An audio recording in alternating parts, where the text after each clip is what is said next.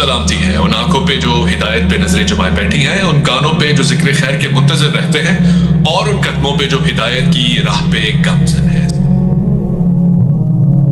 یہ حدیث صحیح بخاری میں 2311 ہے، انٹرنیشنل نمبر کے مطابق ہمارے صبح و شام کے اذکار میں بھی ہم نے ڈالی ہوئی ہے۔ تو پھر اس نے جو وظیفہ بتایا وہ ہے کہ آیت الکرسی رات کو بستر پہ جاتے وقت پڑھ لیا۔ حضرت ابو ہریرہ نے اس کو چھوڑ دیا۔ نبی الاسلام ہر موقع پہ جب اس کو بتاتے تھے تو نبی صلی اللہ علیہ وآلہ وسلم فرماتے تھے وہ جھوٹا ہے، آج پھر آیا۔ خیر وہ بھی سمجھدار تھا، وہ تیسری دفعہ جب جھوٹا ہے تو چوتھی دفعہ آیا نہیں ہے۔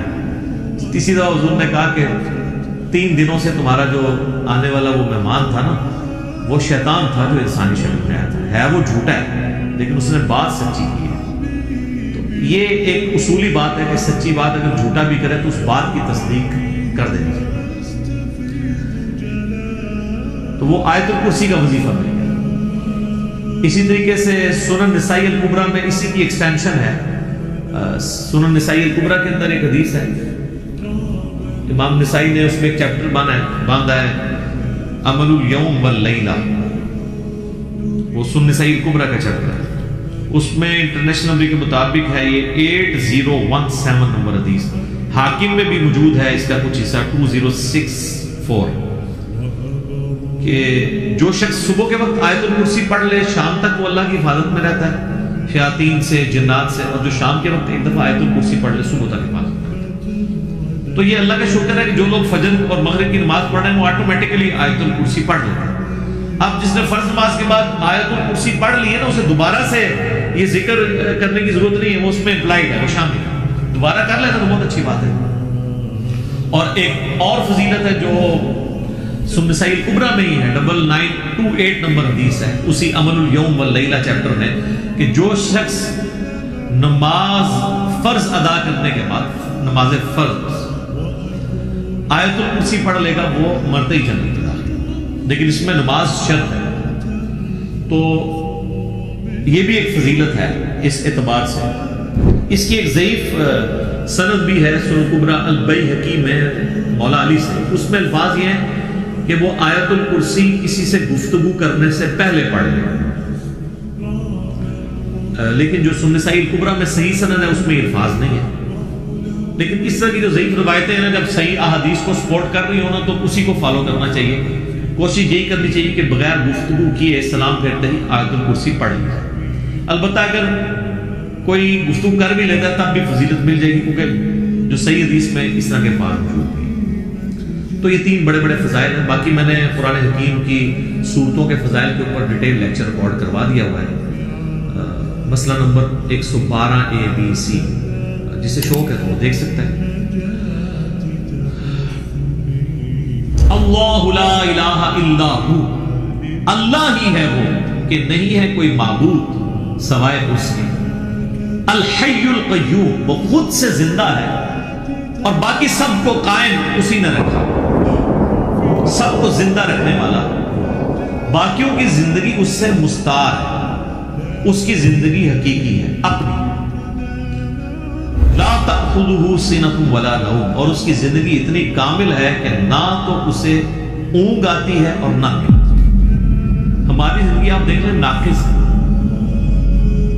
ہم 24 گھنٹے کے اندر ایک دفعہ ضرور مر جاتے ہیں، موت ہے، موت نیند کی بہن ہے نا۔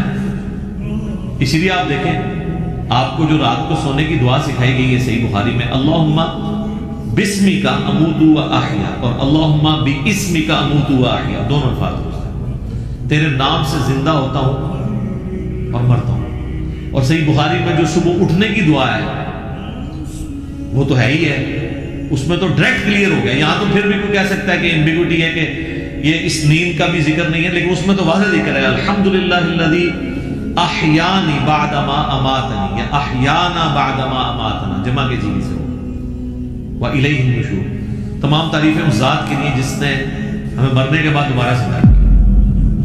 پھر سورہ الزمر میں بھی آتا ہے کہ اللہ تعالیٰ ہی ہے جو رات کو جب تم سوتے ہو تو تمہارے نفس کو قبض کر لیتا ہے، پھر جس کو اپنے پاس رکھنا ہوتا ہے اسے روک لیتا ہے، جس کی باقی ہوتی ہے اس کو دوبارہ واپس کر لیتا ہے۔ تو نیند بھی موت کی ایک فارم ہے۔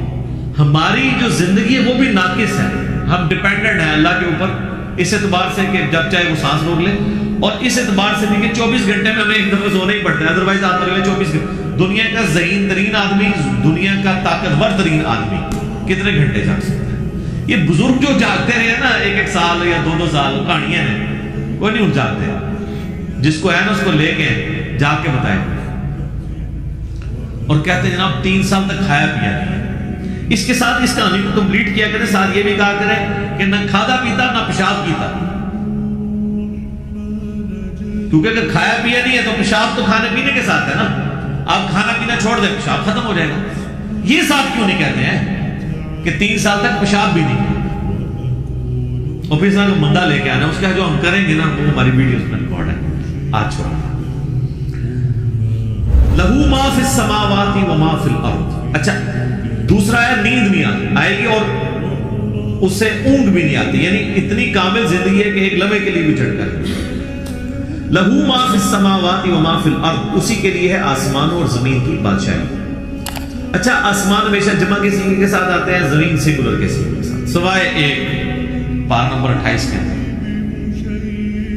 کہ اللہ نے 7 آسمان پیدا کیے اور اس کے مثل زمین ہے، کیونکہ یہ اللہ تعالیٰ کی طرف سے ایک میریکل پلانٹ ہے، روئے ارض، زندگی ابھی تک یہی پہ دریافت ہے جس زندگی کو ہم جانتے ہیں، اس لیے اللہ تعالیٰ اسپیشلی اس کا ذکر کرتا ہے۔ تو قرآن میں جب بھی ہے نا کہ آسمانوں اور زمین کی بادشاہت سے مراد پوری کائنات، من ذا الذی یشفع عنده الا باذنہ، کس کی جرأت ہے کہ اللہ کے حضور کسی کی شفاعت اور سفارش کر سکے سوائے اس کے اذن؟ ظاہر ہے کسی کی جرأت نہیں ہے۔ دنیا میں سفارش یہ ہوتی ہے کہ کسی شریف آدمی کو پکڑ کے پولیس لے گئی ہے تو ایک وہاں کا بڑا آدمی جا کے سفارش کرتا ہے کہ جی آپ کو غلط فہمی ہوئی ہے، میں اسے شروع سے جانتا ہوں، بڑا شریف آدمی۔ اب اللہ کو اس طرح کی سفارش تو کوئی نہیں کر سکتا کہ اللہ آپ کو غلط فہمی ہوئی ہے، بندہ غلط پکڑ لیا، ایسے تو ہو نہیں سکتا۔ اسی لیے اللہ نے کہا کہ اس کی جرأت ہے کہ مجھے سفارش کرے کسی میرے کہنے نہیں۔ تو اب آپ دیکھ لیں باپوں کے بارے میں وہ دھوس کے عقیدے جو رکھے ہوئے ہیں، اسی تو آپ کو قرآن نہیں پڑھنے دیتے، جس نے یہ آیت پڑھنی ہے اس نے کہنا کہ بابا کی دعا کہتے کوئی کھنگڑ نہیں دینا اللہ نے، سوائے جس کو اذن دیا ہے محمد رسول اللہ صلی اللہ علیہ وسلم، اور وہ بھی ایک پوری دردناک حدیث ہے بخاری مسلم میں، حدیث شفاعت کو یوٹیوب پہ میرا کلپ دیکھ لیں، شفاعت رسول صلی اللہ علیہ وآلہ وسلم کا عقیدہ۔ یعلم ما بین ایدیہم وما خلفہم، وہ جانتا ہے جو ان سے پہلے ہو چکا جو ان کے بعد، یعنی اللہ تعالیٰ ہمارا جس کی سفارش تم میرے پاس لے کے آؤ گے نا، مجھے پتا ہے اس نے پہلے کیا کیا اور آندہ کیا تھا، مجھے بتا رہے ہو۔ اور ایک معنی یہ بھی ہے کہ جو سفارشی بھی ہے نا، اللہ تعالیٰ ان کو بھی جانتا ہے کہ ان کا علم پہلے کا کیا تھا اور بعد کا علم۔ اللہ تعالیٰ نے ہر ایک کو اپنے علم سے گھیرا، وَلَا يُحِيطُونَ بِشَيْءٍ مِّنْ عِلْمِهِ إِلَّا بِمَا شَاءَ، اللہ کے علم کو کوئی نہیں گھیر سکتا سوائے اللہ تعالیٰ جس کے لیے چاہے تو اس کے اوپر کوئی علم آشکار کر لے، یعنی اللہ تعالیٰ کے علم کو کوئی اور مخلوق نہیں گھیر سکتی۔ اللہ نے سب کو اپنے علم سے گھیرا ہوا ہے، سوائے اس کے کہ وہ جو سورہ آل عمران میں بھی آتا ہے 179 نمبر آیت میں کہ اللہ کی یہ شان نہیں ہے کہ وہ اپنے غائب کے اوپر کسی کو اطلاع دے سوائے اپنے پیغمبروں کے، اور تمہارا کام ہے اللہ اور اس کے پیغمبروں پر اطاعت۔ پیغمبر وہ ہستی ہوتی ہے کہ جس کو اللہ تعالیٰ غیب کی خبریں دیتا ہے، غیب کا علم دیتا ہے اتنا جتنا اس کے لیے پسند فرماتا ہے۔ علم الغیب کے اوپر میرا مسئلہ نمبر 6A اور 6B آپ دیکھ سکتے ہیں، ڈیٹیل ٹاپک ہے۔ تو جتنا جس کے لیے چاہتا ہے اللہ ظاہر فرماتا ہے، اور جس کے لیے نہیں چاہتا ظاہر نہیں فرماتا۔ اچھا یہ اب بعض علم الغیب ایسے ہیں جو اللہ تعالیٰ نے انبیاء کرام کو دیے، اور بعض یہ ہیں جو ہمارے اعتبار سے وہ آپ سمجھ لیں ان سین علم ہے، لیکن جو کہ وہ فزیکل ورلڈ کے ساتھ تعلق رکھتے ہیں، اس لیے ہم اس کو علم الغیب کا لفظ تو نہیں بول سکتے، لیکن چھپے علوم ہیں، جیسے سائنٹیفک جو بڑے بڑے راز ہیں اس کائنات کے، وہ لوگوں نے دریافت کیا، میگنیٹک فیلڈ کا دریافت کرنا، کمپاس بنا لینا۔ فیراڈے نے 8 سے 200-300 سال پہلے ہی ہوا نا بجلی والا معاملہ، دنیا میں بجلی آئے ہوئے میکسیمم 150 سال گزرے، اس سے پہلے بجلی نہیں تھی۔ تو ایک انسان پہ اللہ نے راز کھولا ہے نا کہ اگر کسی کنڈکٹر کو میگنیٹک فیلڈ کے اندر موو کیا جائے تو اس میں وولٹیج پیدا ہو جاتی ہے، ای ایم ایف انڈیوس ہو جاتی ہے۔ یہ فیراڈے کو اللہ نے راز سمجھا دیا، نیوٹن کو کئی ایک چیزیں باتیں سمجھا دی، آئنسٹائن کو سمجھا دی،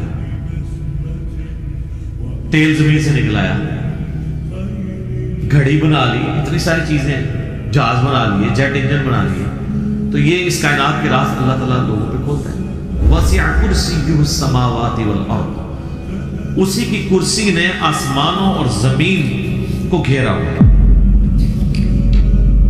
ولا یؤودہ حفظہما، اور اللہ تعالیٰ کو زمین و آسمان کی حفاظت کرنا کوئی مشکل نہیں ہے، تھکا نہیں دیتی یہ چیز۔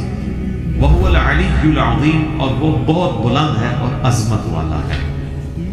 اچھا، یہاں کرسی این ممکن ہے کہ کوئی فزیکل کرسی ایگزسٹ کرتی ہے، اور این ممکن ہے کہ یہ بات محاورتاً ہوتی ہے کہ اللہ تعالیٰ کی بادشاہت اس سے مراد ہو، کیونکہ قرآن میں کئی ایک چیزیں محاورتاً بھی استعمال ہوئی ہیں۔ اس کے اوپر یہ جو اہل حدیث کی طرف سے جہمی ہونے کا فتویٰ فوراً لگا دیتے ہیں، یہ غلط ہے۔